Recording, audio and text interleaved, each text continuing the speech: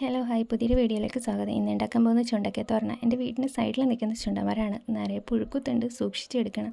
അത് കൂടാണ്ട് ഇതിൽ മുള്ളുള്ളത് കാരണം സൂക്ഷിക്കാൻ വേണം. പിന്നെ ഇതാ ഇത്ര കിട്ടിയിട്ടുള്ളൂ. പിന്നെ ഈ ഒരു സാധനത്തിലിട്ടൊന്ന് ചതച്ചെടുക്കണം. ഇതിൻ്റെ ഉള്ളിൽ നിറയെ അരികളുണ്ടാകും.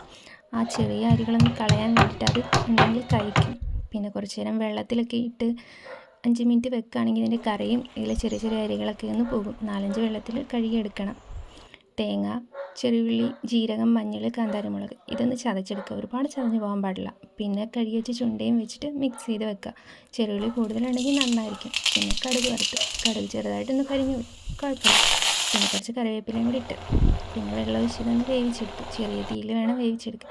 ഇത് ഇങ്ങനെയായിരിക്കും കിട്ടുന്നത്. പിന്നെ തലേന്ന് വെച്ച അയലക്കറിയുടെ ചട്ടി ഉണ്ടായിരുന്നു. അതിലേക്ക് തോരനും അവിയലും പിന്നെ കുറച്ച് വെണ്ടയ്ക്ക മെഴുക്ക് വരട്ടി. അത് ചേട്ടന് രാവിലെ അമ്മ ചോറ് കൊടുത്തതിൻ്റെ ബാക്കിയാണ്. അതും കൂടി ഇട്ട് കഴിച്ചു.